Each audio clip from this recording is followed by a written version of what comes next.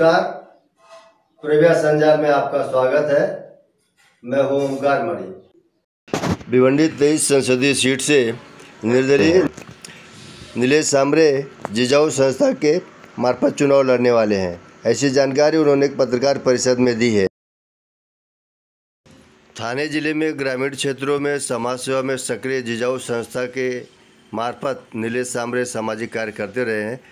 पत्रकार परिषद में नीलेश सांबरे ने विस्तार से अपने सामाजिक कार्यों के बारे में जानकारी भी दी है। 2024 ची लोकसभा निवडणूक लढवतोय। मी 28 जानेवारी 2024ला शहापूरच्या 1.5 लाख लोकांच्या आमच्या जनसमुदायासमोर जाहीर केलं होतं का जो मोठा राजकीय पक्ष तिकीट देईल, जे जिजाऊचं सामाजिक काम गेले 15 वर्षाचं पाहून का एक भरीव काम करणारी एक संस्था आहे की जी कुठल्याही प्रकारची देणगी वर्गणी न घेता हा समाज माझा आहे आणि समाजाच्या आरोग्यासाठी, शिक्षणासाठी, महिला सक्षमीकरणासाठी, बेरोजगारांसाठी आणि शेतकऱ्यांसाठी गेली 15 वर्ष अविरतपणे काम करते।